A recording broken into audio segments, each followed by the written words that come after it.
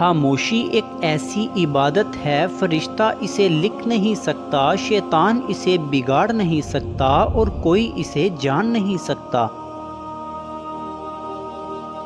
کائنات میں کوئی اتنی شدت سے کسی کا انتظار نہیں کرتا جتنا اللہ اپنے بندے کی توبہ کا کرتا ہے۔ میں جیسے جیسے لوگوں سے ملتا گیا میرا ایمان پکا ہوتا چلا گیا کہ اخلاق بھی رزق ہے جو قسمت والوں کو ملتا ہے۔ کچھ مردوں کا جنازہ پہلی بار انہیں مسجد لے کر آتا ہے اور کچھ عورتوں کا کفن ہی پہلی بار انہیں پردہ کرواتا ہے۔ ہم لوگ نیک بننا نہیں، صرف نیک دکھنا اور نیک کہلانا چاہتے ہیں، اور یہ منافقت کا سب سے اعلیٰ درجہ ہے۔ قبر کی تنہائی سے پہلے بھی قدرت ہمیں کئی بار تنہا کرتی ہے تاکہ ہم اللہ سے اپنے تعلق کی مضبوطی کو سمجھ سکیں۔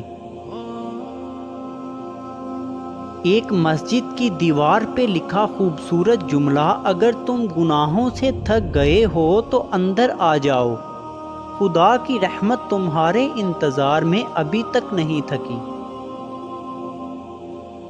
چپ سے بڑی بد دعا کوئی نہیں ہوتی، جب بندہ بولتا ہے تو قدرت خاموش رہتی ہے، اور جب بندہ خاموش ہو جاتا ہے تو قدرت انتقام لیتی ہے، اور اس کا انتقام بہت برا ہوتا ہے۔ ہم پرفیکٹ نہیں ہوتے، ایک طرف ہم کسی کی بہترین یاد ہوتے ہیں تو دوسری طرف کوئی ہمارا نام لیتے ہی سر سے پاؤں تک سرخ ہو جاتا ہے، کوئی ہماری قربت کے لیے ترستا ہے تو کوئی ہمارے سائے سے بھی دور رہنا چاہتا ہے۔ کوئی انسان صرف اچھا یا صرف برا نہیں ہوتا، ہم کسی کے لیے ایک مثال اور کسی کے لیے ایک سبق ہوتے ہیں۔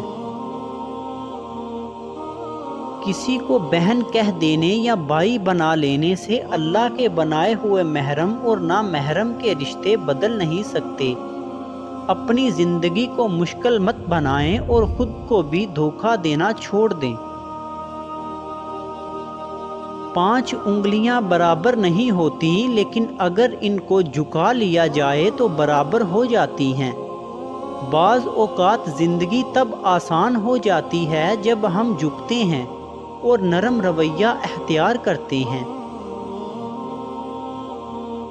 جب آپ مشکلات میں ہوتے ہیں تو آپ اکثر سوچتے ہیں کہ اللہ کہاں ہے، تو یاد رکھیے امتحان کے دوران استاد ہمیشہ خاموش ہوتا ہے۔ دریا نے نہر سے پوچھا، کیا تیرا دل نہیں چاہتا کہ تو سمندر بن جائے؟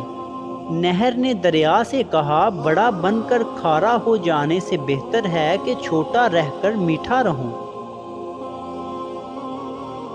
آج کل لوگ اپنا آدھا وقت انجان لوگوں کو امپریس کرنے میں اور آدھا وقت اپنوں کو اگنور کرنے میں گزارتے ہیں۔